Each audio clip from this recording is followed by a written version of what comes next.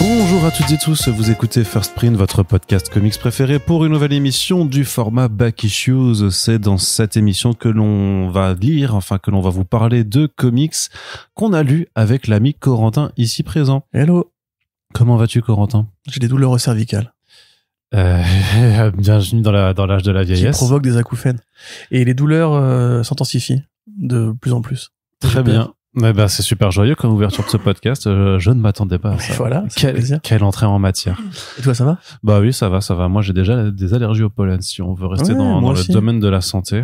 Et j'ai des problèmes de muscles trop tendus qui font que j'ai une sensation d'oreille bouchée depuis 3 mois. Voilà. Tu sais que les cheveux longs, ça absorbe le pollen, en fait. C'est pas évident d'avoir des cheveux longs. Donc il faut que je me coupe les cheveux. Exactement. C'est un message subliminal. C'est ce que t'essayes de me dire, ce que t'essayes de me dire depuis tout ce temps-là. Très bien. Non, mais on est content de se retrouver dans ce podcast. On est content de pouvoir continuer de tenir notre petite promesse de vous faire des back issues réguliers. Donc plus court mais plus régulier, et pour l'instant on y arrive toujours, donc continuons comme ça. Dans cette émission on va vous parler de titres. Alors on essaie toujours de mettre en avant l'indé et de pas délaisser non plus le super-héros avec là une émission où je crois qu'on recommande dans l'ensemble les lectures dont on va parler. Corentin, on va commencer par du super-héros et pas n'importe lequel, puisqu'il s'agit de Batman. Alors je sais pas si vous connaissez Batman, c'est pas le super-héros le plus connu du monde. Catman, tu veux dire? Non, The Secret Six. Non. Alors, Catman, j'aime bien aussi, surtout sous Gail Simon. Mais non, donc là, il s'agit de Batman. Ça a été créé par Bob Kane et Bill Finger. Non, juste Bob Kane. Déjà là, tu fais une erreur. Tout le monde sait ça. Dans Detective Comics 27, voilà, un petit personnage qui commence à percer, mine de rien, à force. Je pense que peut-être il y aura un film d'ici quelques années, si les producteurs arrivent à se décider, quoi. Si Matt Reeves n'est pas licencié. Si Matt Reeves n'est pas licencié. C'est pour vous, les scoopers de merde. Ouais, les scoopers pourris. On vous fait une petite dédicace, mais blague à part. Batman, donc, un personnage amplement publié chez DC Comics et qui a donc aussi le droit à pas mal de publications chez l'éditeur français qui s'occupe de DC. Urban Comics, et c'est un volume particulier qui nous intéresse dans cette émission. C'est c'est une maxi-série qui s'appelle Batman Dark Patterns, donc qui est écrite par Dan Watters et illustrée par Hayden Sherman, et qui sera complète en 12 numéros, mais en fait c'est vraiment un titre qui reprend les racines détectives du Chevalier Noir et qui propose en fait 4 enquêtes, et Urban donc fait le choix de proposer ça entre 4 petits albums. Donc on reviendra sur le choix éditorial par après, mais d'abord concentrons-nous un petit peu sur l'intérieur. Donc ce Batman Dark Patterns, la première enquête, donc affaire numéro 1, l'homme blessé. Corentin, est-ce que tu peux nous dire un petit peu c'est quoi le pitch, sachant que faut pas aller trop dans le détail parce que ça reste un récit court, donc bien sûr, évitons de gâcher les surprises. Alors, Batman Dark Patterns, affaire numéro 1, l'homme blessé, c'est l'histoire de Batman qui est encore relativement débutant. On nous explique que ça fait 3 ans qu'il est en activité, mais on pourrait rapprocher ça de la fameuse période Year 2 dont je vous avais déjà parlé, je pense, à plusieurs reprises, qui cadre généralement avec l'esprit des séries anthologiques Legends of the Dark Knight. Sachant que le Year 2 avait été publié dans la collection DC Confidential, si je m'en rappelle bien. Oui, et c'est un assez bon exemple de ce qu'est l'année 2 en général. Et voilà, non, juste pour dire que si jamais je sais pas s'il est encore imprimé, je crois pas, mais voilà, peut-être que vous pouvez le trouver en occasion dans certaines librairies si le encore pas un énorme intérêt, ceci étant. Non, mais pour dire que ça existe, quoi. Ok. En fait, l'année 2, en général, on l'a décrit comme la période qui n'est plus la période des origines, parce qu'il y a des sections Year 1 chez DC Comics, comme chez Marvel d'ailleurs, qui sont donc les points d'origine de Batman, de Robin, de Batgirl, et généralement aussi du Joker, mais justement, le Joker intervient à la fin de la période Year 2. La période Year 2, c'est le moment où en fait il y a pas beaucoup de super vilains encore qui sont activés et où Batman combat majoritairement la pègre et surtout les tueurs en série. Des tueurs en série qui peuvent être folkloriques, qui peuvent parfois être surnaturels, mais qui sont généralement pas aussi dangereux, pas aussi menaçants que Joker, que Riddler, que le Scarecrow, etc. Il y a pas encore en fait toute la galerie qui a été activée. Ça c'est la période d'entre-deux où en fait Gotham City s'ajuste à la présence du Batman, où Gordon clope encore, où voilà Batman est encore un peu plus violent, un peu plus ténébreux et pas encore sûr de lui comme il le sera plus tard. C'est pas un père de famille, etc. Donc voilà, ça couvre beaucoup de projets, dont Gothic, dont Year 2 effectivement, Night Cries, enfin plein de projets super cool. Et c'est en fait associé généralement au côté Batman détective. C'est-à-dire qu'on va le déconnecter de tout ce qui fait de lui un être humain, notamment Robin. Il reste que Alfred en fait, globalement, et Gordon. Et on va présenter des vilains qui justement, n'étant pas des super méchants qu'on peut simplement taper dessus au sommet d'un building, imposent à Batman de mener une enquête dans une version de Gotham City assez traditionnelle, assez ténébreuse de nuit, etc. Donc en l'occurrence, c'est exactement ça dont il s'agit, puisque Batman réalise qu'il y a une petite série de meurtres qui est en cours par un suspect qui a un lien avec un avocat véreux dont le motif commun, ça c'était les premiers numéros, donc je peux le dire, serait d'avoir travaillé pour Ace Chemicals, donc Ace Chemicals qui est la fameuse usine pharmaceutique / de produits chimiques, d'où seraient aussi nées les transformations physiques de Joker.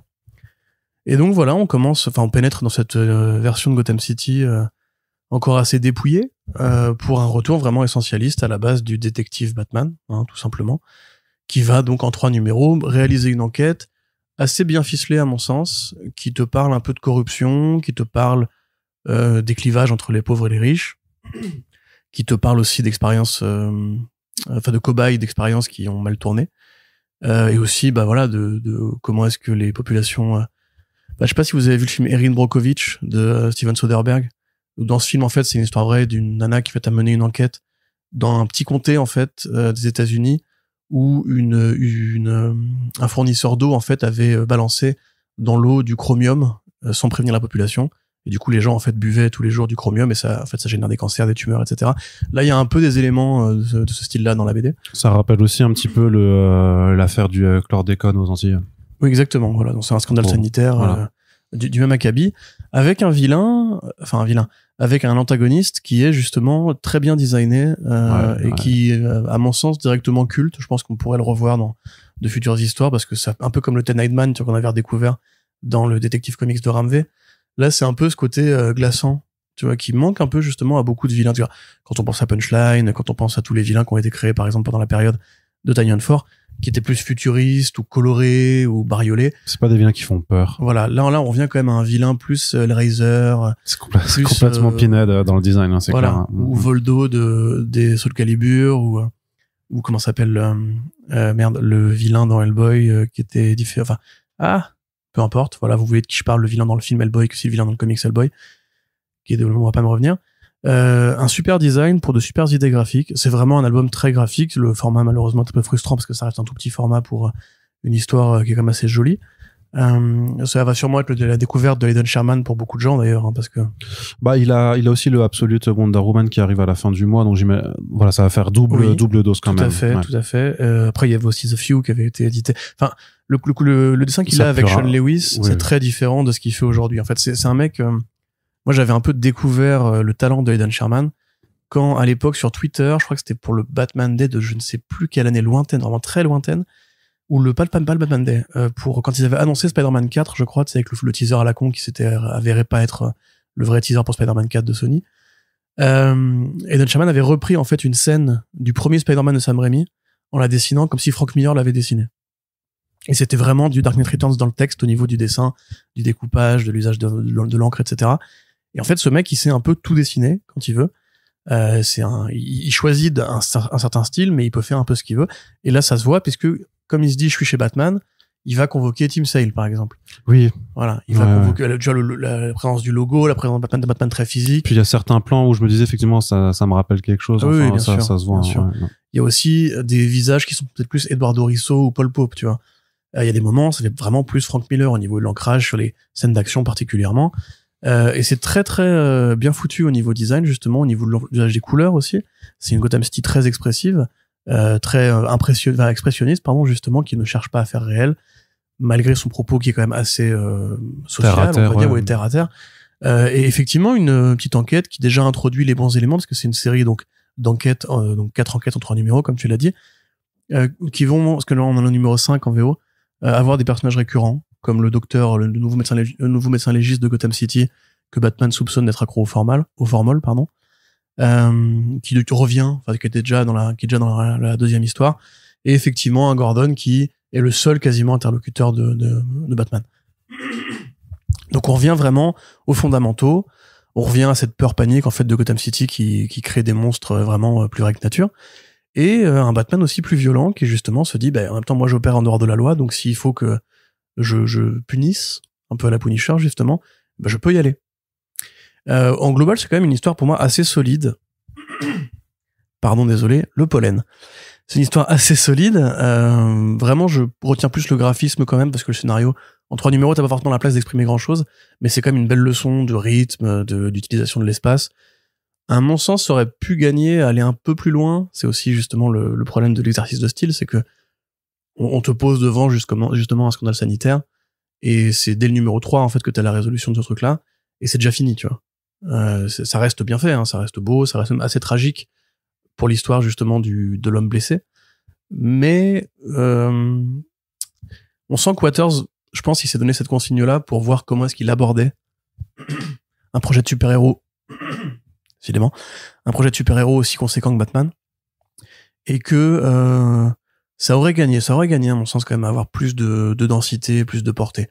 Là, l'avantage, c'est que comme le vilain est pas en fait un vilain qui a la complexité ou la tessiture d'un Joker ou d'un Mr. Freeze ou même d'un Bane, tu peux aller à l'essentiel et juste en faire un petit épisode de série télé, entre guillemets, tu vois, un petit procédural de la semaine avec c'est un bon procédural, mais ça reste un procédural.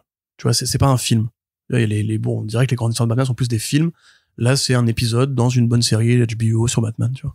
Ouais, et puis tu verras au sortir des 4 enquêtes si l'ensemble se tient la route. Le truc, c'est qu'on peut même pas en juger à l'heure actuelle en VO, puisque, comme l'a dit Corentin, il y a même pas la seconde enquête, en fait, n'est pas terminée dans sa publication. Mais après, moi, je trouve que ça fait du bien, ce retour aussi à un Batman très solitaire, enfin voilà, qui a pas 12 000, et non pas que je n'aime pas la Bat Family ou toute l'ambiance moderne des comics Batman, mais ouais, c'est cette forme d'essentialisme, en fait, de retour au plus simple, au plus naturel, fait du bien, en fait, de le voir vraiment seul, d'avoir déjà aussi le fait que ce soit vraiment du polar, en fait, que ce soit vraiment une enquête de Detective Comics, ce que devrait être Detective Comics de façon générale, et pourtant on a dit énormément de bien du dernier run de Ramvé, et on peut dire de bien de celui de Tom Taylor, oui, aussi, celui de Tom Taylor, pour ce que j'en ai, je suis pas à jour complètement, il me doit me manquer un numéro 2, mais c'était vachement bien, en tout cas dans ses débuts. Mais là, c'est encore autre chose, effectivement. T'as vraiment ce côté, c'est ce que disait Neil Adams à un moment, c'est en fait Batman, c'est un détective, quoi. C'est pas un super soldat et tout ça, c'est quelqu'un qui enquête. Après, il disait que c'était un ninja aussi accessoirement, mais voilà, il voulait vraiment avoir ce retour vraiment au noir, quoi, en fait. Et tu sens aussi qu'il y a peut-être une volonté aussi de revenir à des histoires qui sont dans une tonalité plus sombre, telle qu'était celle de Bob Kane et Bill Finger, au départ. Ça ferait très, effectivement, Detective Comics. Ça pourrait être un run de Detective Comics qui commence, là, tu vois. Ouais, après, c'est juste cette volonté d'en faire un titre à part, justement, pour pas être emmerdé par la continuité, pour pouvoir se placer, justement, au départ, et ne pas avoir à gérer un tas d'autres personnages ou les conséquences de tel événement qui aurait lieu à droite à gauche, hein. Et pourtant l'album, c'est pas du Black Label, hein. L'album mentionne Burnside, le quartier de Burnside. Il mentionne Lena Rose aussi, qui est une idée qui a été plus ou moins canonisée récemment. Lena Rose, ça fait quelque temps quand même. Oui, mais c'était quand même plus une idée qui revient par-ci par-là. Enfin, grosso modo, Gotham City, c'est soit une décharge à ciel ouvert, soit elle a un quartier pauvre particulier, tu vois. De la même façon. Quoi?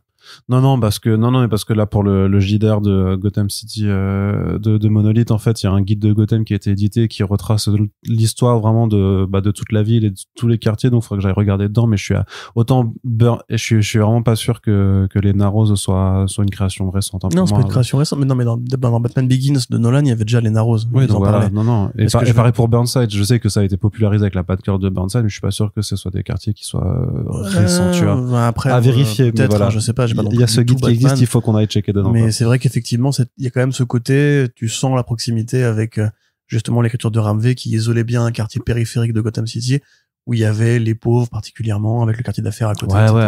Après ça. De la même façon qu'il te mentionne le Joker qui a empoisonné le réservoir d'eau, donc c'est pas tout à fait hors continuité non plus. On pourrait. Mais en fait, je veux dire que quand ça sort, c'est hors continuité actuelle, c'est-à-dire qu'il choisit de se placer dans un contexte qui fait qu'il peut être indépendant de tout ce qui se passera le présent de Gotham. C'est ça que Ceci étant, à une époque, les origines story des personnages étaient écrites dans les ongoing aussi. Oui, bien sûr. On a perdu ce réflexe-là, mais après c'est juste que là en ce moment ils doivent gérer Hush, voilà. Ils se disent on va pas sacrifier.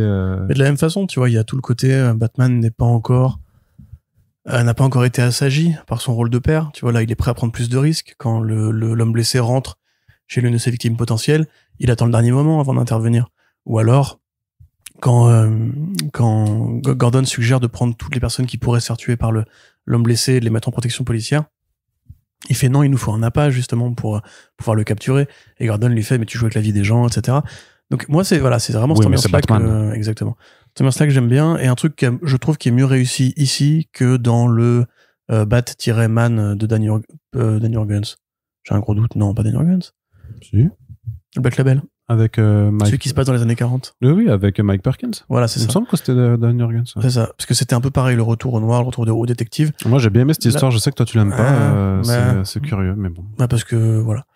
Mais, ouais, là, je trouve ça quand même mieux fichu. Effectivement, ça a ce côté. Pour moi, le vrai reproche que j'aurais à faire à cette série, c'est qu'elle ne s'appelle pas Legends of the Dark Knight. Alors que c'est du Legends of the Dark Knight dans le texte. Et que je sais pas pourquoi DC a pas voulu relancer ce concept-là, peut-être parce qu'il y a eu beaucoup de volume et que Dark Pattern c'est original comme nom, ça fait joli. Oui, et puis il y a peut-être quelque chose qu'on n'a pas encore à l'heure actuelle et qui se résoudra avec les tomes 3 et 4. Hein. Ouais. En tout cas, pour deux noms assez prometteurs quand même, parce que Waters n'est pas encore tout à fait aussi connu que certains autres scénaristes prometteurs d'aujourd'hui. Et Eden Sherman, qui pour moi est déjà une brute, mais que les gens ne connaissent pas, parce qu'il n'a pas fait encore de grands super-héros, c'est un bon objet pour vous y mettre et pour après aller explorer des trucs comme Above Snakes, notamment. Ouais. Ou Dark Spaces Dungeon, très bien aussi. Ouais. Above Snakes, très bon western de Eden Sherman, mais qui ne verra sûrement pas le jour en VF, donc on vous recommanderait plutôt de passer à la VO. Donc non, c'est ça, c'est en fait en soi c'est une bonne lecture. Après, faut quand même revenir parce que sinon on va nous reprocher de pas le faire. Revenir sur le choix éditorial de Urban Comics de sortir cette série donc qui sera en 4 tomes, hein, ça a été annoncé depuis le départ, et d'en faire donc 4 tomes séparés, ce qui moi me choque pas au départ sur le principe, puisque ça avait été fait, je me rappelle par exemple sur le dernier des dieux aussi, qui avait une structure comme ça dark sur laquelle ils avaient voulu donc faire en 4 tomes pour avoir aussi ce côté un peu sérialisation, ce qui est aussi un peu le principe de la série, que là t'as le concept de dire mais c'est plus grand. Oui non, laisse-moi finir mon déroulé, d'avoir donc aussi là ce regroupement qui est par affaire, qui fait du sens aussi, de se dire chaque album ce sera une histoire séparée. Alors bien entendu, personne ne va juste prendre le tome 3 en se disant bon bah je vais prendre le tome 3 et puis ça me suffirait, puisque l'idée c'est quand même d'avoir l'ensemble complet. Mais c'est vrai que donc sur le principe, pourquoi pas, d'autant plus qu'en fait on a déjà eu ce genre d'album à très petite pagination, donc les One Bad Day qui étaient 72 pages pour 16 balles qu'on avait vu l'an dernier, qui avait quelques très bons récits en tant que tel en fait, et c'est vrai que l'argument qui est souvent invoqué par l'éditeur, c'est de dire mais The Killing Joke techniquement c'est la même pagination et c'est le même prix. Et le truc c'est que Killing Joke aujourd'hui personne ne bronche parce que c'est Killing Joke, mais c'est un récit complet. Là, c'est une série. Oui, mais attends, non, mais les One Bad Day, c'était aussi des récits complets. Mais oui, c'est ce que je dis. Et techniquement, l'enquête là, enfin, le récit là, en tant que tel, c'est une histoire qui est, tu mets pas un affaire numéro 1 sur la cover dans ce cas-là. Et puis le truc, c'est qu'on ne sait pas. Killing Joke, ils l'ont réédité avec les 2 colos, le script au milieu, justement. Oui, après, mais là, l'édition simple, elle est toujours dans ce même rapport, en fait, de quantité et tout ça. Mais après, moi, je suis d'accord sur le fait que, par contre, à la sortie de l'album, ce qui est un peu chagrinant, c'est le format en fait, c'est le fait que ce soit en fait un format comics à peine agrandi, mais surtout que c'est super fin. Et en fait, vu qu'on parlait de Batman First Night, et moi vous savez très bien si vous m'écoutez que le rapport prix page et tout ça, c'est un truc que je trouve absurde et qui me sort par tous les yeux. Mais en l'occurrence, quand tu vois les deux du coup. Ouais. Tu vois que effectivement le First Night c'était 18 € pour le Black Label 168 pages, et donc là pour 2 € de moins en fait tu te retrouves un album qui fait moitié de page en fait, et qui est dans un qui est pas plus soigné que ça. Enfin voilà, c'est sommaire quoi, c'est on dirait un single cartonné quoi. Donc carré, c'est ça en fait, ça fait vraiment penser aux albums que Urban fait pour le Batman Day en fait. Donc c'est un petit peu dommage, et pourtant en ce moment t'as le 6e tome du Batman de Chip Zdarsky qui sort pour je sais plus quel prix. Et clairement, je préfère largement mettre 16 € dans cet album-là en particulier, dans ce Dark Patterns, plutôt que d'avoir pour 20 balles 200 pages de Batman, et 200 pages de Batman qui sont chiantes en fait, ou qui ne m'intéressent pas. Donc c'est un peu la problématique, mais c'est vrai que je comprends aussi des gens qui se disent je vais attendre que ça sorte en intégrale. Par contre, spoiler alert, les gens, si l'éditeur a prévu de le sortir en 4 albums et que tout le monde attend de sortir les intégrales, il y aura juste pas d'intégrale en fait. C'est un peu la dure réalité du truc. Et puis les 4 albums ils sortent avec suffisamment de, enfin tu vois, parce que les gens ils font oui mais si ça 4 tomes à ça veut dire que pour avoir l'histoire totale ça fera 50 balles et quelques et tout. Il fait oui mais sur un espace de 1 an en fait, puisque ça va sortir à chaque fois avec au moins 3 mois d'intervalle, puisqu'il faut au moins ça pour que la VO sorte.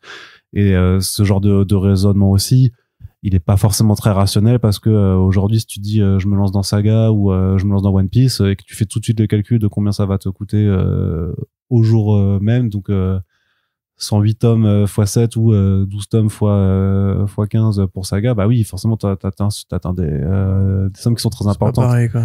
Et c'est pas une bonne façon de enfin je sais pas, moi je me raisonne pas comme ça, quoi. Bah moi je raisonne pas non plus comme ça. Par contre, très clairement, lui je l'ai pas acheté, tu vois.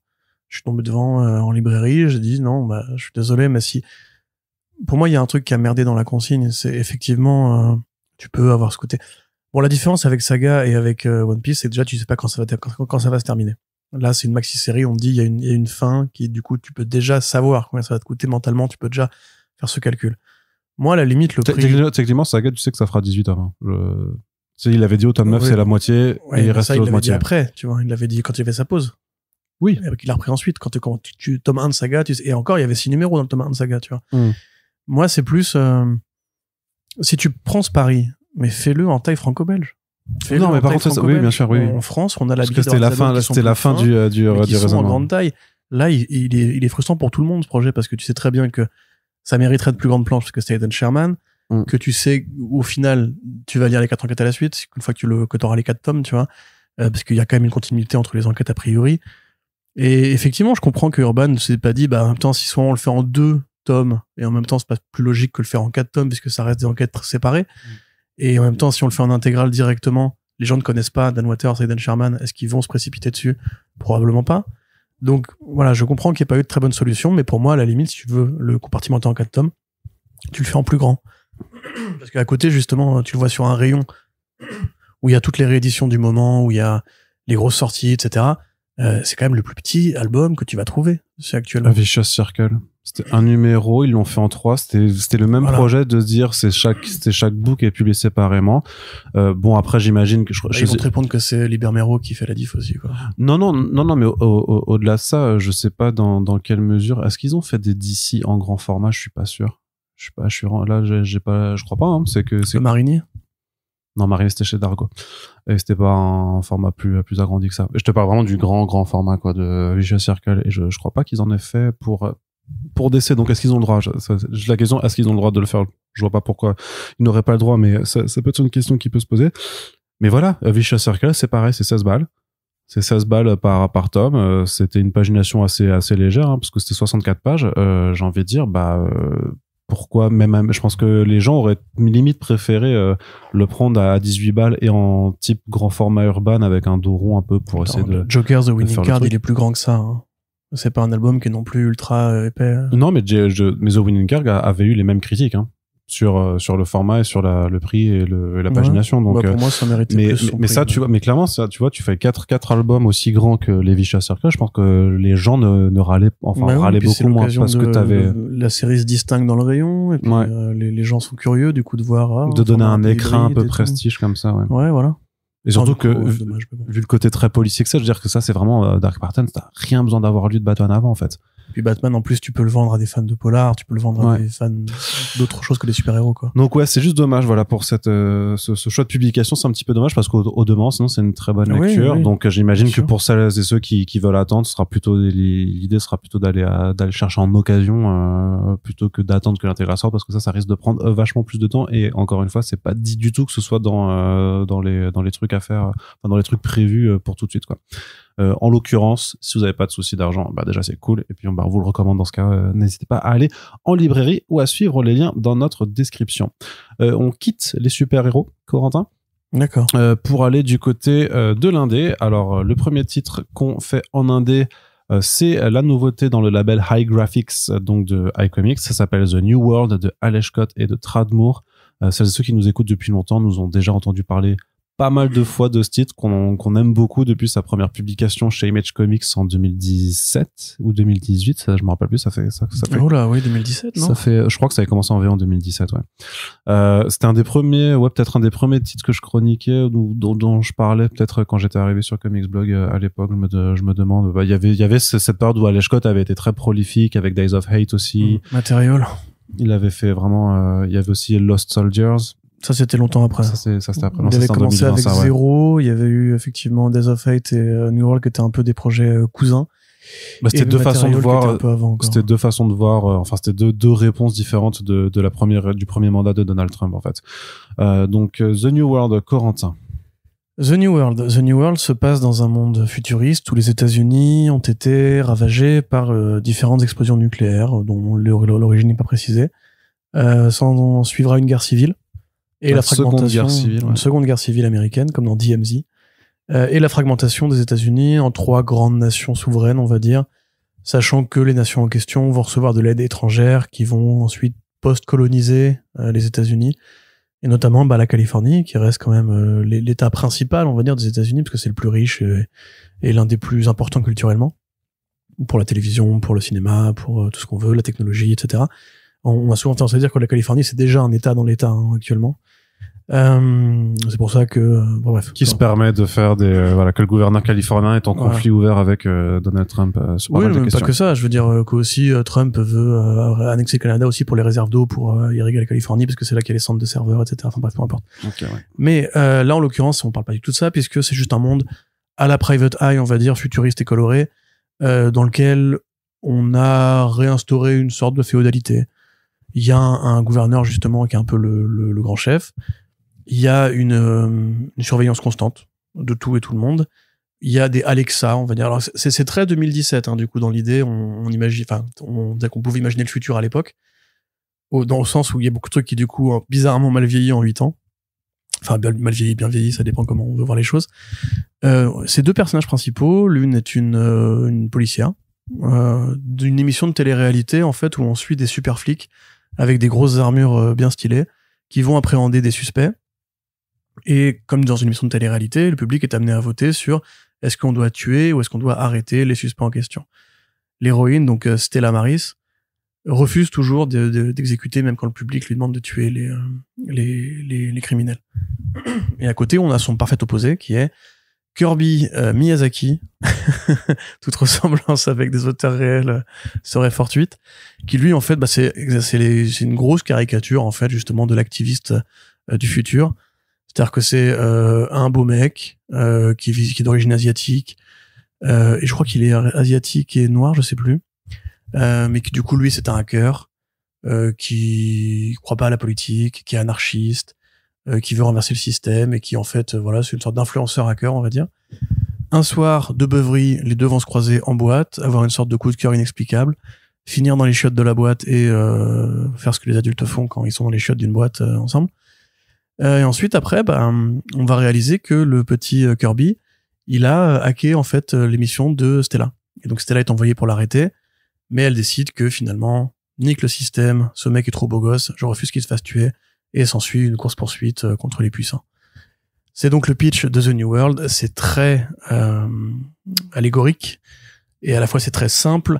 C'est un peu une sorte de projet qui pourrait se tenir à côté de Kali, dans cette idée en fait de décrire un futurisme déliquescent. Après, de toute façon, c'est très commun à la bibliographie, au catalogue iComics, qui a toujours un peu eu cette espèce de pendant des héritiers de Mad Max Fury Road, on va dire, avec ces BD qui justement te disent le futur n'est pas inesquivable, la dictature n'est pas inesquivable, et les paraboles futuristes sont toujours des problématiques du présent qu'on projette à travers justement le spectre du capitalisme, de la technologie, du fascisme. Enfin, choisissez votre poison, il y en a plein actuellement. Et Scott lui-même, justement, c'est un mec qui est très très intelligent, peut-être trop intelligent parce qu'il est toujours dans le concept en fait, au point parfois de négliger la partie humaine de ses histoires. C'est un truc que justement Days of Hate faisait un peu mieux que The New World. C'est-à-dire que dans The New World, en fait, on te dit qu'il se passe plein de choses, on t'explique que voilà, grosso modo, c'est une dictature de science-fiction entre le cyberpunk, le post-apocalyptique, et l'effondrement néolibéral, quoi. Et en même temps, on te dit rien de plus. C'est-à-dire que tu vas pas apprendre ce qui se passe dans les autres États. Tu vas pas apprendre exactement quelles ont été les origines qui ont mené cette société à être ce qu'elle est. On sait même pas vraiment si on peut la renverser, en vrai. On te donne simplement, on te tend la main et on te dit, tu peux choisir de faire différemment. Mais tu peux choisir toi, l'individu, si tu écoutes le bon message. C'est un peu un truc à la Wachowski, tu vois. À côté de ça, par contre, tu vas pas en apprendre beaucoup plus sur effectivement comment marche ce monde. On sait juste qu'il y a des robots, enfin il y a des IA qui administrent les foyers, le Internet of Things, comme ils disent en anglais. On sait aussi que dans le futur, alors Alex Scott, qui était quand même très optimiste, pensait qu'on allait pouvoir servir de la blockchain pour faire du hacking, alors que la blockchain c'est juste une sorte de canal dans Internet dans les réseaux qui sert à faire des crypto-monnaies et des NFT de merde, et des trucs sur le dark web que j'ai pas forcément envie d'évoquer. Pareillement, il y a aussi tout ce côté, on était encore à l'époque de la révolution et MeToo et Black Lives Matter, révolution qui malheureusement d'ailleurs n'a pas abouti, et donc le héros est straight edge, comme ils disent, c'est-à-dire qu'il ne boit pas, l'héroïne est polyamoureuse, il y a tout ce discours un peu pré-woke, on va dire, enfin j'ai pas forcément très fan du mot, mais où le daron justement lui c'est un mec à l'ancienne qui aime bien picoler, qui est un peu en mode genre vas-y baise mon fils et tout, et lui qui est vachement plus dans le côté ah non il faut respecter tout et tous les genres, etc. Donc c'est assez marrant effectivement comment ça a quelque part déjà un peu pris de l'âge comme lecture, tout en étant toujours aussi révolutionnaire dans ce que ça te dit, puisque les problématiques que ça évoque n'ont pas disparu. La médiatisation de la violence, elle est toujours là, elle est pire qu'avant. La féodalité qui revient petit à petit, je veux dire, pour vous résumer, parce qu'on fait le comparatif, Days of Hate, c'est vraiment un futur très très proche. C'est vraiment Alex Scott voyant Trump arriver, naturellement s'est posé la question, et si ces gros cons américains qui, en pensant se libérer de la prison du wokisme, enfin du nazisme wokiste, allaient pas en fait se réveiller dans une prison nazie. Et effectivement, il avait l'une des creux, en l'occurrence. Là, c'est plus, en fait, on a passé toutes ces étapes, on est très très loin derrière ces étapes, et en fait, une fois qu'on a aboli les États-Unis, une fois qu'on a aboli tout ce qui fait qu'on fait société actuellement, le système, il se remet en place avec des variables qui sont globalement les mêmes, c'est-à-dire Internet, la médiatisation, la célébrité, et il restera toujours des gens qui vont lutter contre ça, mais en l'occurrence, ce sera peut-être plus du côté des LGBT, ce sera peut-être plus du côté des punks, ce sera peut-être plus du côté de tout ça que justement du côté des gros cons qui veulent pas qu'on leur retire leur fusil et qui veulent pouvoir bouffer de la viande et du comté, etc. De ce point de vue-là, en fait, justement, l'avantage de New World, c'est que c'est beaucoup plus optimiste. Days of Hate, c'est très pessimiste. The New World, c'est beaucoup plus optimiste. C'est vraiment, en fait, il t'explique un peu, encore une fois, comme les Wachowski ou comme Mad Max Fury Road, que c'est avec l'amour que tu vas pouvoir te libérer et voir au-delà des clivages de classe, voir au-delà des clivages idéologiques.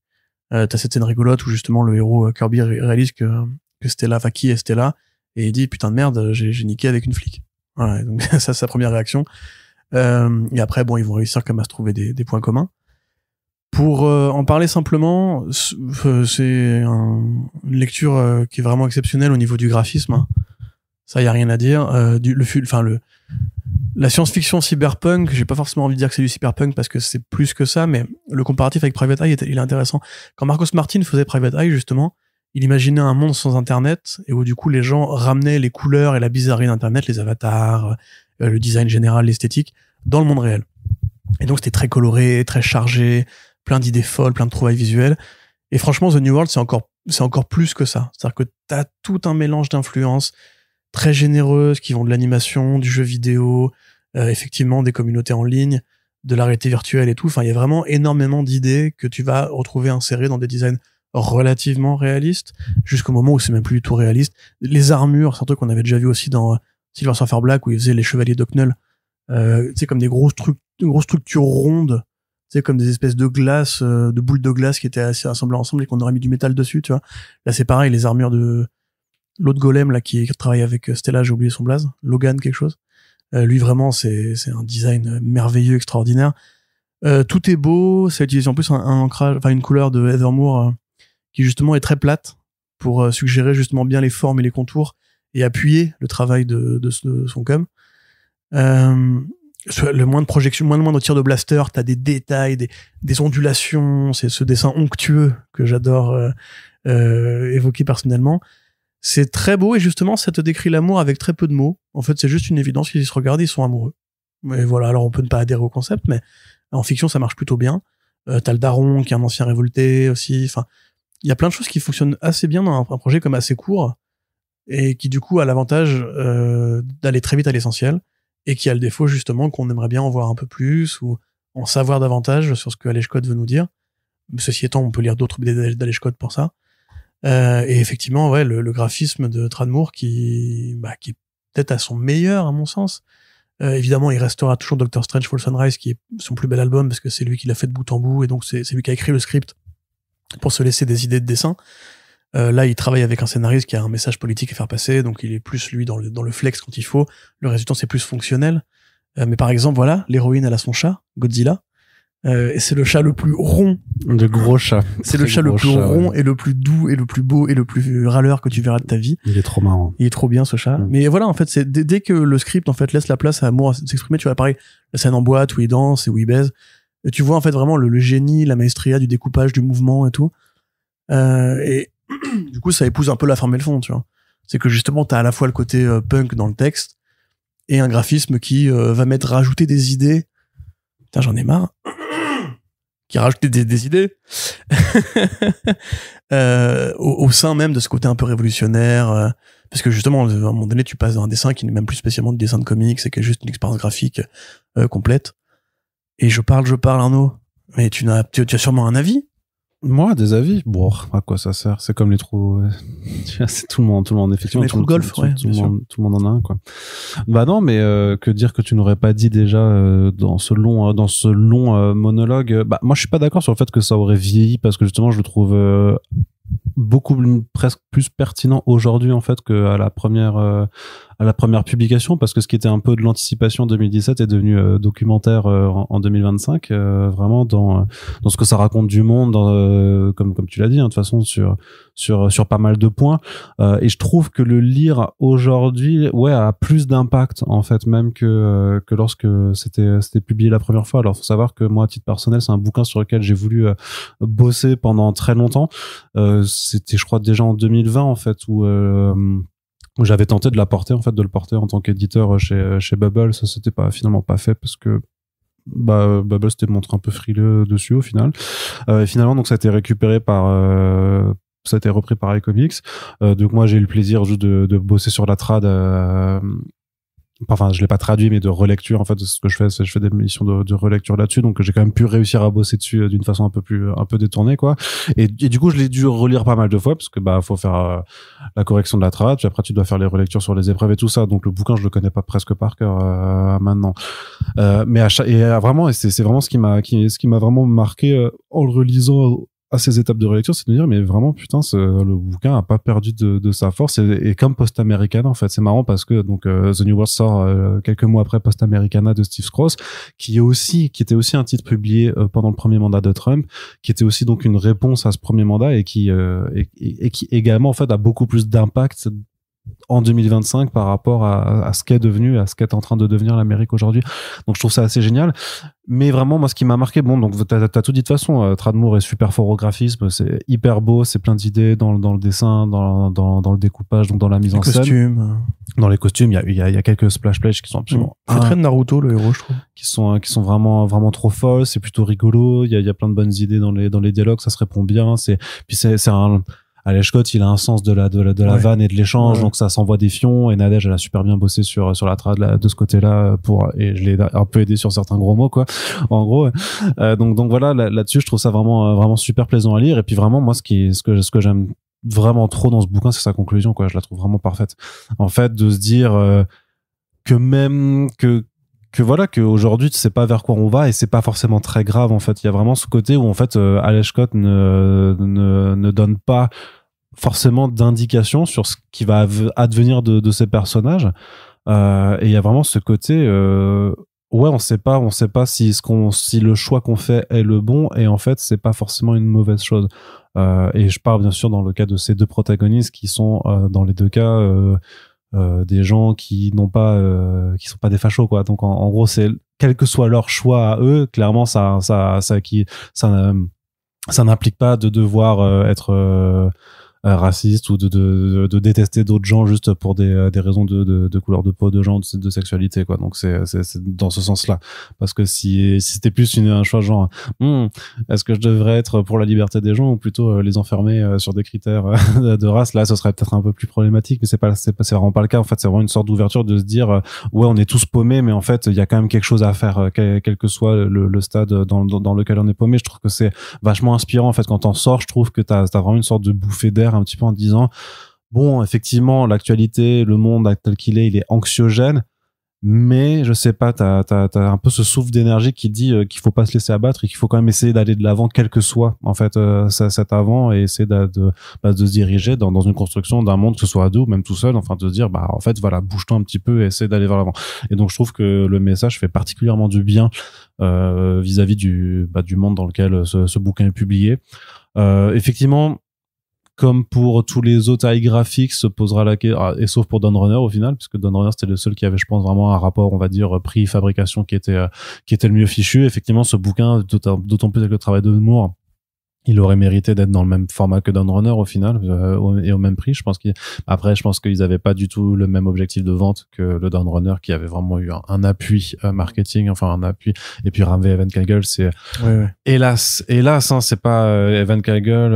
Enfin Tran Moore, c'est pas Evan Kagel, je pense dans l'imaginaire. Surtout Alex Scott, personne ne connaît Alex Scott en France. Hein. Bah les gens ont oublié qui était Alex Scott. Il a eu quelques trucs publiés quand même, et il y a eu un début de hype, je pense, sur Alex Scott à un moment donné. Le problème, c'est que lui, c'est un vrai gros anticapitaliste, et justement, encore une fois, dans le monde des comics, c'est un peu un petit cousin de Joshua Dysart, en fait, je pense. Ils pourraient être très potes. Je pense qu'ils doivent se connaître. Je sais pas si ils ont bossé chez Valiant tous les deux. Coates, il était très actif sur Twitter à une époque, et vraiment, moi, je le suivais avec plaisir. Il réfléchit beaucoup plus. Enfin, bref, en termes macro, on va dire. Alex Scott avait fait, par exemple, tu vois, il avait fait Generation Gun, justement, avec comics, il l'avait déjà publié avec Generation Gun. Et qui est peut-être son titre le plus grand public, en fait, le plus accessible, parce que c'est pareil, Lost Soldier, tu commences, tu te dis, ça va être du Garth Ennis, en fait, à la fin, c'est une castration totale de la masculinité. Enfin, s'il avait justement c'est pas possible, mais s'il avait un grand projet de super-héros qui pourrait l'avoir accueilli et dire, regardez, c'est comme ça qu'on fait, les gars.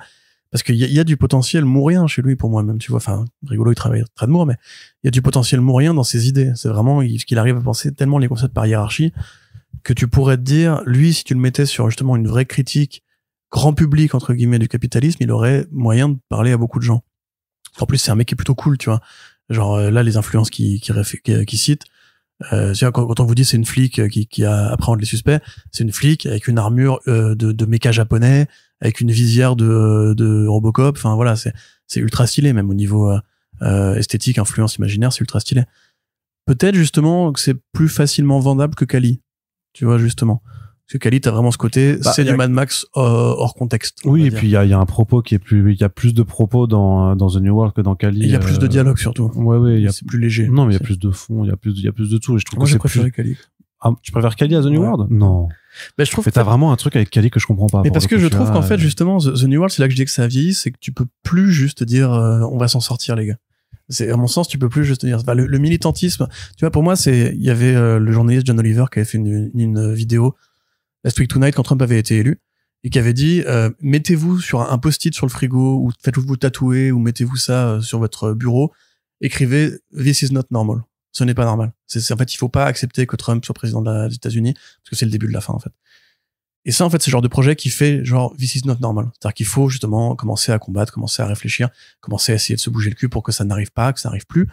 Et aujourd'hui, c'est arrivé à nouveau. Et tu peux plus juste te dire, ouais, les gars, on gagne espoir et tout. Non, maintenant, il faut passer à une autre forme d'état d'esprit, j'arrive plus à parler, une autre forme de combat, une autre forme de contestation, en fait. Et pour moi, simplement dire, l'amour va nous sauver, je n'y crois pas spécialement, enfin, j'y crois plus spécialement, tu vois ce que je veux dire. Donc, à un moment donné, c'est une super lecture, attention, hein, tout ce que tu as dit est vrai et ça va probablement vous faire du bien de la lire au niveau optimisme. Mais à mon avis, justement, je trouve que c'est un peu angélique. On est tellement en fait au fond du précipice, enfin on est tombé dans le précipice qu'il faudrait juste un projet grappin plutôt qu'un projet un ange va me tirer de là, tu vois. Mais ça n'enlève rien aux qualités de l'album. Et je pense que c'est peut-être moi qui suis plus pessimiste que toi. Et puis là, c'est une question de perception, quoi. Oui, bien sûr. Du message. Je trouve que la fin est très belle aussi. Mais tu vois justement le côté la barrière n'existe pas. C'est pas un spoil parce que vous n'aurez pas le contexte. Si pour moi la barrière elle existe. Tu vois ce que je veux dire? Tu peux pas juste aussi facilement, par un saut de la foi, te dire, je m'échappe du système. C'est pas possible. Et donc, en ça, c'est là que ça vieillit. Mais, je veux surtout pas avoir l'air de vous dégoûter du projet, surtout pas. Franchement, allez le lire. Surtout si vous avez aimé Doctor Strange Full Sunrise. Parce que c'est du Trademour très différent. Ça ressemble pas exactement à Full Sunrise. Et c'est d'une générosité, mais tentaculaire. Et là, en plus, même, il a quand même une belle gueule, je trouve. Parce qu'ils ont repris, justement, vous avez les covers à la fin. Ils ont repris un peu, iComics a repris un peu de la structure des covers qui était justement de base assez aguicheuse. C'est moi qui m'avait fait un peu envie de mettre la série en VO à l'époque. Et puis, voilà. Ouais, je pense que ça, tu parlais de Full Sunrise, ce que je disais avec le Dawn Runner, quoi. Ça aurait mérité, je pense, d'avoir un format agrandi pareil, mais je pense que dans ce cas-là, il aurait été, je crois qu'il a 25 euros. Donc je pense que s'il avait été dans le grand format, il l'aurait passé à 30 et que ça aurait encore plus amenuisé les possibilités de vente, parce que ça reste un projet qui est quand même atypique en tant que tel, quoi. Mais c'est vrai mais là, enfin, en tout cas, tu te fais pas, sur le rapport prix-page, t'as l'impression, en tout cas, mentalement, d'être sur un truc qui marche, tu vois.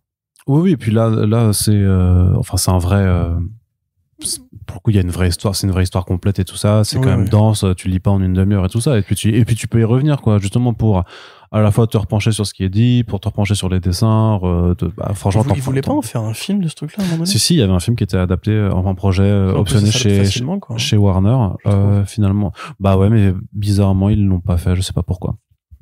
Je ne sais pas pourquoi, mais effectivement. Après, vu les archétypes, enfin, vu les personnages et tout ça, il y aurait tellement moyen de se foirer aussi dans la caractérisation et dans l'écriture. Tu sais, dans les répliques, tu pourrais trop... Steven Yeun et Zoé Kravitz, c'est réglé, hein. Non.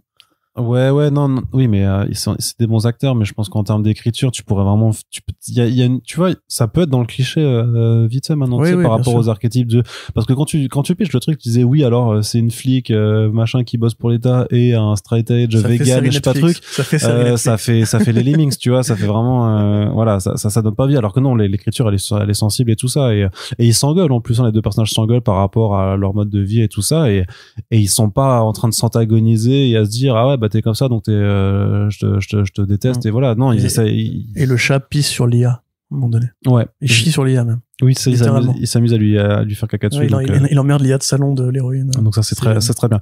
Donc ça s'appelle The New World et c'est disponible chez iGraphics. Peut-être que vous n'étiez même pas au courant de la sortie, mais en tout cas sachez que ça existe, et je vérifie juste le prix pour pas vous dire de bêtises. Ça c'est 24,95. Donc je pense qu'on est quand même par rapport, je trouve qu'on est toujours dans un rapport plutôt acceptable par rapport à le tristement célèbre prix de It's Lonely as the Center of the Earth, qui était à peine plus épais, qui était à 27 et à 28, quoi. Donc là au moins je trouve que c'est mieux. Après moi j'ai une politique pour les albums que j'achète, c'est je prends les trucs que je sais que je vais relire un jour ou que je veux garder parce que j'ai pas de place chez moi. Oui, non, et là, puis celui-là, tu vois, pour le coup, je suis content de le posséder. On va dire, je sais que je vais pas l'échanger ou aller le vendre pour acheter un autre truc, tu vois. Non, parce que c'est c'est pareil d'ailleurs. La question de la valeur perçue, c'est aussi par rapport à la qualité du récit aussi. Quand tu sais que vraiment que c'est un récit qui te plaît, qui te parle, et que c'est une chance de l'avoir en VF aussi, que tu vas kiffer. Oui, effectivement, oui, c'est clair. Effectivement, tu vas aussi accepter d'y mettre le prix également, quoi. Donc, on va terminer ce Back Issues déjà avec le troisième album de cette sélection. Et là, Corentin, il est très content. Là, ça me fait plaisir, moi. Là, Corentin, il est méga content. Pourtant, c'est celui que vous n'avez pas acheté. C'est ça qui est rigolo. Et c'est peut-être non, mais vous l'achèterez après nous avoir écouté. C'est évident. Et puis, je crois que à l'heure où on enregistre ce podcast, c'est peut-être celui qui vient le plus de sortir par rapport à la date d'enregistrement de ce podcast. Donc, c'est le Rogue Trooper de Garth Ennis à Patrick Goddard. Donc, Rogue Trooper a un personnage qui date chez 2080, mais justement pour introduire ce personnage peut-être au lectorat français.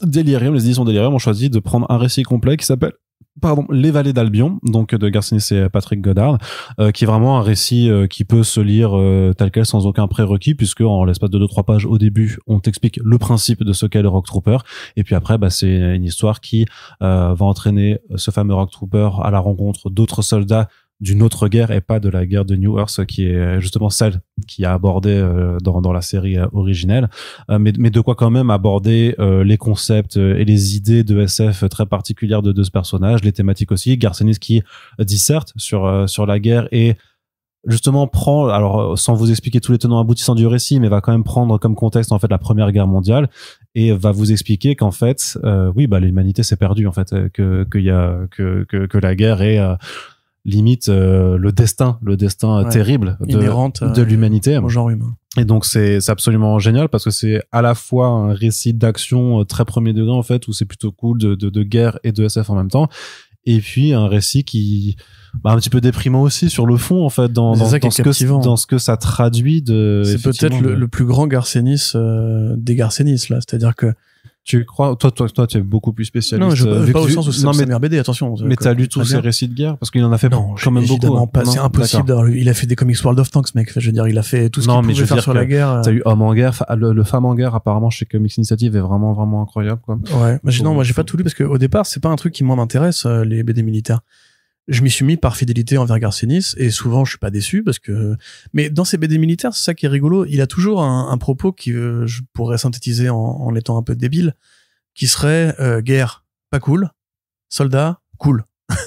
Et c'est un peu ça en fait la carrière d'auteur militaire de Garcenis. Parce que le soldat, enfin ça dépend, mais dans l'idéal tu dirais que c'est quelqu'un qui choisit de se battre pour des bonnes valeurs en fait. Oui, tu vois, oui. Et puis il y a un truc de collectif qui plaît à Ennis, il y a un truc de masculinité aussi, on va pas se mentir. De fraternité. Même s'il peut écrire aussi la féminité très bien dans la chose militaire. On l'avait vu dans Johnny Red, il y avait les Night Witches aussi. Puis Femme en guerre aussi, pour le coup. Femme en guerre, Sarah aussi, évidemment. Oui, Sarah, oui. Je pense que ce qui lui plaît, lui, c'est que la nature humaine est révélée au contact de la guerre et qu'on se dépouille, en fait, de tout ce qui lui déplaît dans la société moderne, qui sont justement la technologie, le paraître, la prétention, l'arrogance, enfin, tout ce que Garcenis n'aime pas. C'est pour ça qu'il écrit mieux, justement, des mecs qui sont des soldats de champ de bataille qui doivent se raccrocher à des trucs très humains et très essentiels. Mais par contre, moi, ça m'a toujours un peu pas gêné parce que il y a de très grandes BD militaires, il y a de très grands récits militaires, il y a beaucoup de films que j'adore qui sont des films militaires. Même il y a une production de films militaires qui sont merveilleux. Je veux dire, Tu ne tueras point, c'est un très bon film. Soldat Ryan, c'est un très bon film. La ligne rouge, Big Red One. Bon, bref, peu importe. Vous connaissez Platoon, Armageddon, pas du tout. Apocalypse Now. Ouais. Voilà, Armageddon, Apocalypse. Vous avez du coup probablement vous croisez des trucs comme ça, mais les récits en fait de Garcenis dans la BD militaire, c'est plus des récits d'historiens. C'est justement lui qui est passionné, va découvrir qu'il y a un bataillon d'anglais qui en Inde a affronté telle faction rebelle ou inversement, etc. Et lui, ça l'intéresse, mais c'est toujours des archétypes qu'il place. Et lui, il a été élevé en plus par la BD militaire, donc il connaît ça comme toi et moi, on connaît Gaston Lagaffe et Tintin, tu vois. Ou Bugdani pour rester dans le... Voilà, ou Bugdani, je connais pas Bugdani. Vachement bien, vachement bien. Je sais pas si c'est vachement bien. Moi, je lisais ça quand j'étais gamin, parce que mon oncle me les offrait tous. D'aviation, un récit c'est des pilotes de guerre, en fait, et ce qui est ouf, c'est que la série a évolué, en fait, avec, l'histoire des pilotes américains, avec l'histoire de tous les conflits. C'est-à-dire que les premiers albums, c'est pendant la guerre du Pacifique, et puis après, conflit, guerre froide, Moyen-Orient, jusqu'au truc moderne avec terrorisme et tout ça, quoi. Voilà, tu vois, c'est comme Nick Fury Max, tu vois, où pour le coup, pareil, il part de la guerre de Corée. Non, c'est l'invasion de Cuba au début, et après c'est Vietnam, Nicaragua, et ensuite la guerre ne ressemble plus à rien, donc ça écœure Nick Fury. Et là, en fait, pourquoi je dis que c'est le Garcenis des Garcenis, c'est que pour une fois, c'est pas si souvent, il va réfléchir sur le sujet de la guerre. Il va pas juste présenter, parce que quand l'album commence, donc est-ce que je dois résumer ce qu'est Rogue Trooper peut-être? Vite fait, ouais, quand même, pour ceux qui connaissent vraiment Rogue pas. Trooper, c'est une BD de science-fiction qui paraît dans 2080 depuis les années 80. Créé par Jerry Finlay et Dave Gibbons, et c'est l'histoire en fait donc d'un monde où il y a deux factions militaires très caricaturales, les North et les South. Donc le Nord et le Sud, hein, voilà, c'était à l'époque de la guerre du Vietnam, donc mécaniquement. Ça a été traduit là, de toute façon. Voilà, l'armée du Sud et l'armée du Nord qui s'affrontent sur une planète qui s'appelle New Earth. Et sur New Earth, ils ont tellement pollué la planète, ils ont tellement bousillé la planète à force de se tirer dessus, que le climat est invivable. Toxique. Voilà, l'air est irrespirable, l'eau est imbuvable, etc. Donc l'humain qui peut combattre sur cette planète-là doit forcément porter des costumes ou vivre dans des villes sous dôme.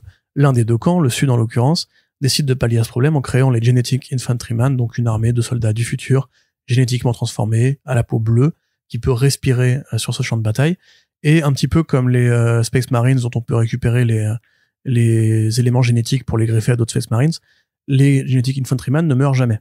C'est-à-dire qu'ils ont un clone de leur cerveau dans une puce électronique, et quand ils meurent, on peut récupérer la puce. Une biopuce, ouais. Voilà, et soit la foutre sur un élément d'équipement, en l'occurrence un casque, un sac et un fusil, soit, enfin, on peut aussi espérer les ressusciter et leur refoutre leur cerveau pour qu'ils conservent leur expérience, leur personnalité et leur témoignage de guerre. Donc Rogue Trooper, lui, il est largué avec tous ses camarades Genetic Infantryman, donc GI, hein, c'est le jeu de mots GI, sur New Earth, mais un ennemi infiltré dans le camp du camp d'en face sabote la mission, et Rogue devient le dernier des troopers encore en vie, et il sauvegarde 3 de ses meilleurs amis, Bagman, qui devient le sac, Bagman évidemment, j'ai oublié le nom des autres, peu importe, Bah, il y a Sniper. Gunnar, Bagman et le casque, c'est Helm, je crois qu'il s'appelle. Donc du coup, voilà, ça devient son casque, ça devient son sac et son fusil. Et dans la BD de Finlay, en fait, ça c'était une parodie. C'était une idée pour dire simplement, regardez, on laisse même pas ses pauvres soldats crever, et aussi pour que Rogue, qui est quand même un héros solitaire, ait des gens avec qui il puisse interagir pour lui faire la conversation. Parce qu'à l'époque, les BD, c'était pas silencieux, hein, il fallait quand même que le héros tchatche pour qu'il décrive sa situation, etc. Et donc la BD Rogue Trooper initiale, c'était un récit de guerre en fait par épisode. C'est-à-dire qu'à chaque épisode, Trooper rencontrait de nouveaux adversaires, des menaces, souvent absurdes. Il y avait beaucoup d'absurdités, beaucoup de concepts très bigger than life qui apparaissaient dans ce projet-là. Et il était toujours à la recherche de l'adversaire, dont on ne voit jamais le visage. On ne sait pas qui c'est.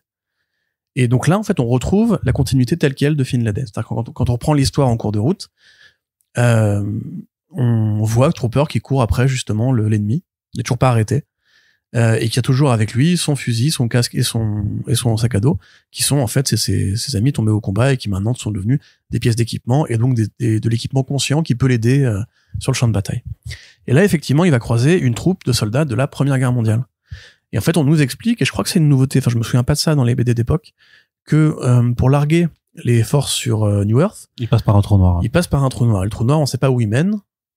Et donc, potentiellement, en fait, il y a 2 semaines par an où la planète New Earth, dans sa rotation, passe très près du trou noir, au point que des éléments étrangers peuvent arriver sur New Earth, en l'occurrence, un petit bataillon de soldats britanniques de la Première Guerre mondiale qui participaient à la bataille de la Somme, se retrouve en compagnie de Troopers. C'est déjà génial parce que, en fait, c'est l'occasion pour Garcenis de rendre hommage à l'une de ses BD préférées, qui est aussi éditée chez Delirium. La guerre de Charlie. La guerre de Charlie. Voilà. C'est pas explicitement les soldats de la guerre de Charlie, mais le rapprochement avec le titre de Joe Colquhoun est extrêmement clair. Enfin, c'est vraiment, il te cite la bataille de la Somme. Hein. Donc c'est littéralement de ça dont il s'agit.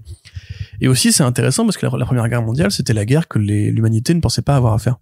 C'était la der des der, comme ils appelaient ça. C'était la guerre pour arrêter toutes les guerres. Après. C'est ça, voilà, parce qu'elle était quand même particulièrement violente, particulièrement illogique. C'était presque un connard se fait tuer à Sarajevo, ça fait des dizaines de millions de morts, parce que la France et l'Allemagne, enfin la Prusse, je ne sais même plus si c'était l'Allemagne ou la Prusse, étaient encore un peu énervés de la séparation qui avait été faite de l'Alsace-Lorraine. Enfin voilà, c'était vraiment une guerre à la con, quoi, qui a été décidée par des dirigeants qui juste voulaient absolument faire des conquêtes territoriales idiotes.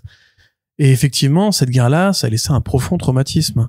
Aujourd'hui, on est plus de 100 ans après, on n'a plus de poilus encore en vie, mais si vous êtes peut-être plus jeune que Arnaud et moi, nous, on a grandi avec justement les témoignages de poilus, l'étude de ces sujets, et le fait que c'est, contrairement à la limite à la Seconde Guerre mondiale, on a un peu pu l'habiller parce que les Américains l'ont gagné et les Russes l'ont gagné, donc on a pu faire un folklore du vainqueur. En plus, les nazis étaient très clairement les méchants, il n'y a pas de doute. Enfin, si, aujourd'hui, il y a un doute, mais apparemment. Mais voilà, les Allemands de l'époque ne sont pas les nazis qu'ils deviendront plus tard. À l'époque, l'Allemagne, c'est une puissance impériale comme la France, qui était une puissance coloniale. En plus, il n'y a pas vraiment de gentils. Tu vois, c'était une guerre de merde, quoi. Il y a vraiment, c'est pas un genre. On n'a pas été en Allemagne en l'occurrence, on n'a pas foutu les tranchées pour écraser les fascistes et libérer les juifs. Là, en l'occurrence, c'est pas de ça dont il s'agit. Donc c'est vraiment une guerre de merde, très triste, très morbide, très morose, et qui probablement aussi a peu inspiré Garcenis pour ses récits à lui. Parce que justement, c'est pas une guerre dont on peut tirer des héros, en fait. Les hommes étaient de la chair à canon, ils se bombardaient au gaz moutarde, il y avait des mecs qui prenaient du shrapnel dans la gueule tout le temps et tout, et ils étaient là, assis dans la merde, littéralement, à attendre que le commandant dise à l'assaut, ils sortent, et hop, ils se font rafaler. Et ils ont pas bougé de terrain pendant des années, comme ça, avec deux tranchées qui se regardaient dans le blanc des yeux. Ils se battaient pour 100 mètres de terrain, quoi, grosso modo. Donc voilà, et en l'occurrence, c'est super intéressant. Pourquoi je vous raconte tout ça? Parce que le Rogue Trooper, lui, à l'inverse, il est dans une guerre éternelle. Trooper, de base, il a été pensé par Finlay pour être une parodie de la chose militaire. C'est une série anti-militaire, en fait, au demeurant. Parce qu'elle t'explique que l'humanité est encore dans le futur et encore occupée à se tirer dessus. Et même pas pour la conquête d'un monde, puisque là, ils ont choisi précisément une planète pour se faire la guerre. Donc ils ont choisi précisément un truc qui ne pouvait même pas être colonisé, parce que c'est irrespirable, pour s'affronter. Et que en fait, le Trooper, depuis 40 balais, il court après son adversaire, dont il connaît même pas le visage. Donc il combat littéralement un ennemi sans visage qu'il va jamais attraper. Donc c'est littéralement voilà une guerre sans fin, une guerre éternelle. Et donc là, ils croisent des gens qui, eux, à l'inverse, espèrent qu'il y aura plus de guerre après eux. Qu'après 1918, la guerre sera terminée, que l'humanité aura dépassé les limites et ne pourra plus en fait faire comme elle faisait avant, c'est-à-dire envoyer des centaines de milliers d'hommes à la mort. Donc ça permet justement à Ennis de faire interagir ces personnages et leur point de vue en fait sur ce qu'est vraiment la nature profonde de la guerre. Alors pour certains, c'est une question de une question de conquête, c'est une question de territoire, une question d'envie, des puissants qui envoient effectivement des soldats se faire tuer pour récupérer un bout d'Ukraine, voilà, un bout de Taïwan, un bout de Canada probablement. Pour d'autres, c'est juste une question en fait de nature humaine. On est des êtres, des créatures bestiales. Pour d'autres, la guerre, ça ne devrait pas exister. Ils te disent, moi, franchement, mes gamins, je m'en fous, ils me tirent du pays s'il faut, mais ils iront pas prendre le fusil au nom de la reine et du pays, quoi. Et pour d'autres, à l'inverse, justement, c'est un devoir. C'est une question de patriotisme, c'est une question de nationalisme, c'est une question d'obéir aux ordres. Tu es né anglais, donc quand tu sais, c'est king and country. Et c'est super intéressant de voir justement Ennis qui se confronte en fait aux limites de son propre modèle de fascination en fait pour la chose militaire. C'est que dans toutes ces BD, il y a toujours un propos anti-guerre, mais il y revient à chaque fois, et à chaque fois il les rend cool, à chaque fois il les rend sympathiques, à chaque fois il les rend attachants. Et là en fait, tomber devant une figure aussi naturellement créée pour la guerre, je veux dire même Trooper, il a pas eu le choix, il a été créé pour faire la guerre. C'est même pas un vrai humain, tu vois. Ça lui permet en fait justement de mettre l'humanité de ces troufions, des poilus, en face en fait de la réalité ultime du fantasme militaire. Et ça va même assez loin, genre il y a des scènes qui te parlent du futur, de la guerre du Vietnam, qui te montrent les monuments aux morts et tout. Oui, t'as quelques pas. Mais en fait, mais tout dans ce discours-là, parce que t'as dans parmi les troufions, t'as un idéaliste en fait qui est persuadé, qui se bat vraiment pour la dernière et qu'après l'humanité pourra s'assouvir sa paix. T'en as un autre qui est beaucoup plus lucide en disant ben non, ça va continuer. Et c'est vrai que t'as quand même certaines séquences qui te disent et même certains rebondissements qui disent effectivement bah non, l'idéaliste n'a pas raison, en fait voilà la réalité de ce qu'on est, et c'est en ce sens que c'est tellement pessimiste en fait, ouais, comme bouquin. Et en même temps justement c'est ça qui est rigolo, c'est je crois que c'est une phrase de Truffaut que je connais grâce à Karim Debache, attention je n'ai pas lu Truffaut, qui disait qu'il n'y a pas de film anti-guerre, puisque même si tu fais un film anti-guerre, t'es obligé de prendre parti pour les soldats que tu filmes et donc de projeter une haine pour les mecs d'en face, même si tu vois ce que c'est un très bon exemple, c'est le film Lettre d'Iwo Jima et Mémoire de nos pères. C'est un couple de films fait par Eastwood qui en fait raconte les deux points de vue des deux camps au sein d'une même bataille. Et là en l'occurrence, tu peux toujours te dire quand tu regardes un film de guerre comme Le Soldat Ryan, quand ils butent des nazis, tu te dis bah ouais mais ils ont raison, c'est des putins de nazis, je suis content. Oui, mais parce que là parce que le nazi c'est la figure maintenant de l'ennemi ultime, mais c'est vrai que je sais pas, est-ce qu'il y a des films qui ont été faits vraiment sur la première guerre et qui arriverait à vraiment te montrer l'absurdité. Il y en a un qui est vachement bien et qui a priori est une histoire vraie et qui se passe à Noël, et en fait c'est les armées des deux camps qui sortent des tranchées qui se retrouvent, qui font une trêve pour fêter Noël. Ça me dit quelque chose, ouais. Et apparemment après ils ont été exécutés par le haut commandement pour trahison, un truc comme ça, les lieutenants qui avaient fait ça, voilà. Ça c'est un super film pour le coup qui est vraiment anti-guerre, mais généralement quand tu regardes un film de guerre c'est cool. Tu vois en retard, je parlais de Warhammer 40 000. C'est cool de voir des tanks qui tirent sur des bastions ennemis, c'est cool les fusils, c'est cool les mecs qui courent au combat, etc. Ou les super soldats, c'est cool, tu vois, Captain America, c'est ça au départ aussi. Et là, en l'occurrence, c'est rigolo parce que à la fois t'as le côté, ouais, c'est cool, Trooper, il va sauter sur un char allemand, exécuter les mecs au couteau, ouais, il est trop fort, Trooper. Et après, en fait, tu reviens à la fin et tu te dis, ouais, non, en fait, c'est pas cool. Et pareil, quand t'as des mecs, des pauvres troufions qui se retrouvent embarqués dans une guerre qui les dépasse complètement et qui se prennent des bastos, tu trouves que c'est un peu cool parce qu'ils se sacrifient, que c'est des vrais mecs et tout. Et en même temps, tu te dis, ouais, mais non, c'est horrible parce qu'ils ont rien à faire là, littéralement. C'est même plus leur zone de conflit, tu vois. Donc c'est peut-être la première vraie BD anti-guerre de Garcenis, au sens où elle ne glorifie pas, même au niveau visuel, elle le fait jusqu'à tordre le cou à cette idée, tu vois. Même Nick Fury, c'est quand même stylé, tu vois, quand il retrouve Barracuda, ou que effectivement tu vois ces belles scènes dans la jungle du Nicaragua et tout, tu te dis ouais bon, c'est vrai qu'effectivement c'est joli, tu vois. Là, en plus il y a le côté scène du noir et blanc. Ouais. Tu vois, c'est très dépouillé, c'est très humain, c'est très naturaliste. Ils ont tous des gueules, tu vois, les soldats. Ouais, mais par contre, Penn, McEwan, j'ai oublié le reste de leur blase, mais Proctor, etc. Tu vois, ils ont tous un caractère, ils ont tous un petit esprit un peu de troupe et qui fait encore une fois très à la guerre de Charlie. Donc c'est vraiment un projet assez intéressant qui est absolument invendable, hein. Par contre ça va parler aux 1000 lecteurs français qui achètent du Delirium, et c'est tout parce que les gens ne connaissent pas Rogue Trooper. Les gens n'ont pas, ils sont pas très nombreux à avoir lu les gardes de Charlie. La BD de guerre pourtant ça a un appel plus large aussi, et là en l'occurrence il en a fait un grand format, le format et c'est le plus grand des 3 albums qu'on a là, du coup c'est après je crois que c'est le format standard de Delirium, eux font des grands formats, donc je sais pas, il y a quand même quelque chose qui à mon sens peut-être parler. Alors même si les gens vont se dire avec la couverture c'est quoi ce soldat bleu, à côté t'as des soldats t'as une tranchée vraiment de Première Guerre mondiale, ça peut peut-être si les libraires et si certains qui nous écoutent sont des libraires, ils peuvent le mettre dans ce rayon un peu historique, BD de guerre et tout ça, où il y a une production. Il y a plein d'éditeurs qui en font. Je pense aux éditions Paquet qui notamment font les récits de guerre de Garcenis.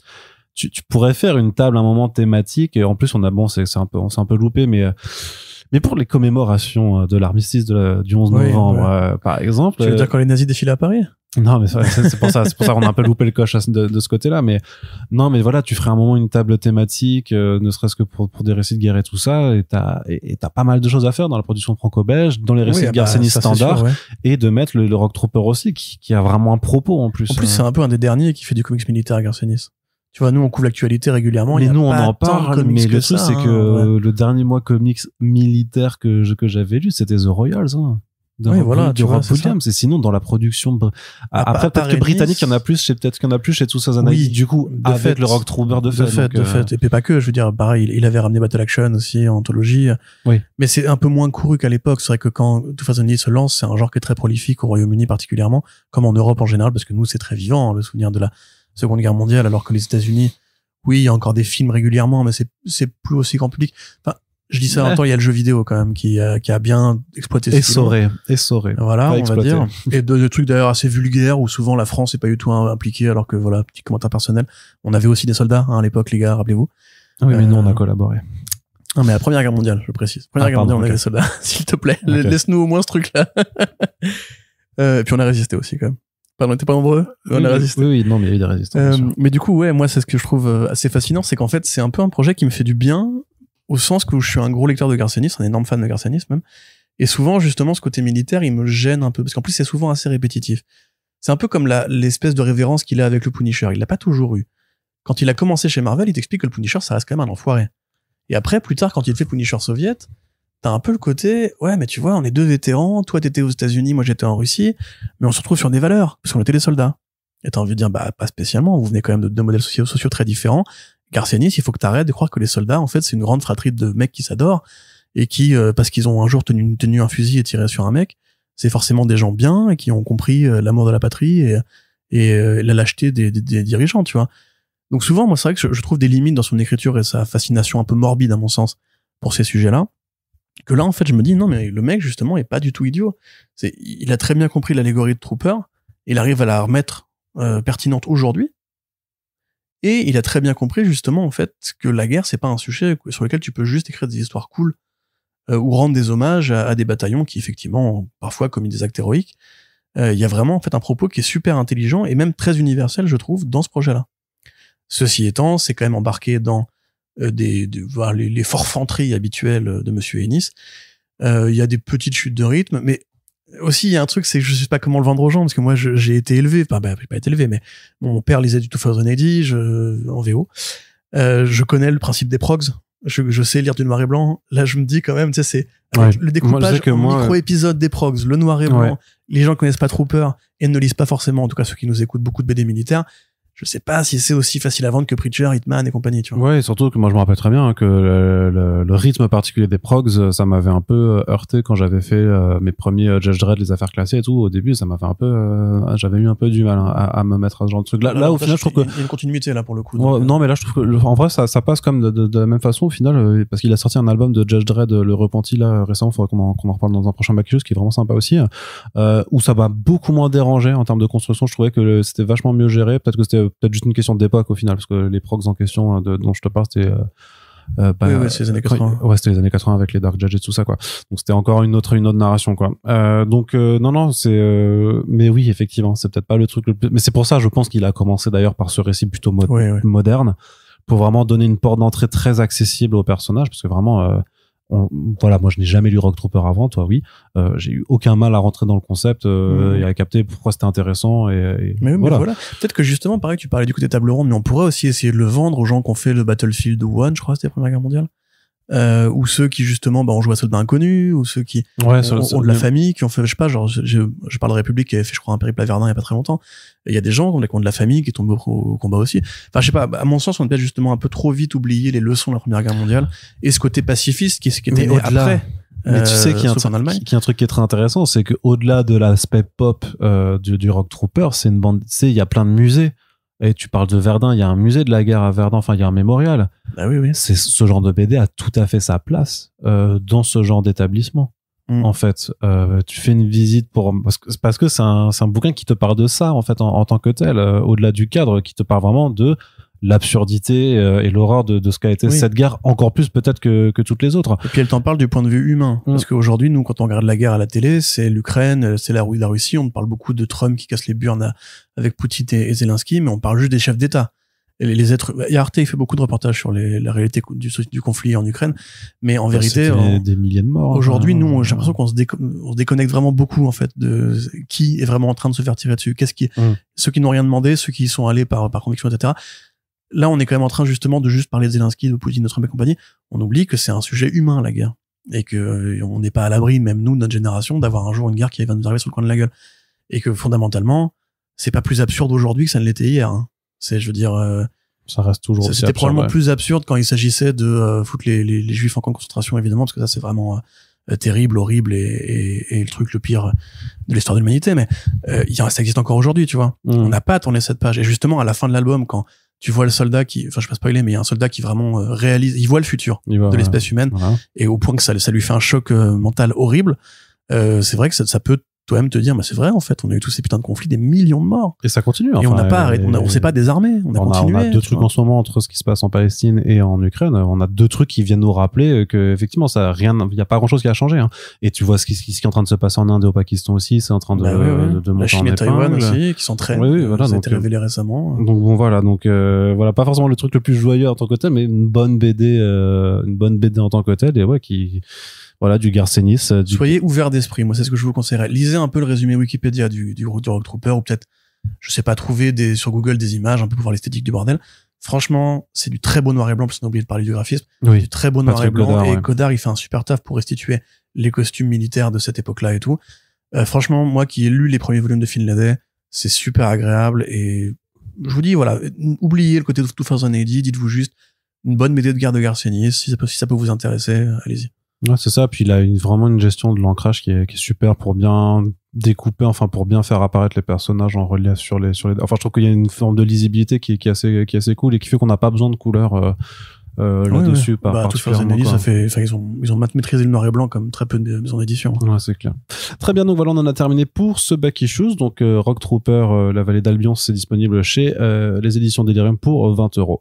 Et voilà, c'est un album qui vaut son coup et qui vaut le coup, si vous me permettez ce petit jeu de blague. Ah, non, pas une blague, juste une petite poésie. Voilà, jeu sur les mots. Et donc on espère surtout que ce Back Issues ça vous a plu. N'hésitez pas à nous faire vos retours sur vos propres lectures du moment pour en continuer d'en discuter sur nos réseaux sociaux, sur YouTube, sur Spotify et sur notre Discord, bien entendu. Et d'ici on se retrouvera bientôt pour un prochain podcast. Vous pouvez également nous soutenir via notre Tipeee. Puis merci de nous avoir écoutés et à bientôt. Salut.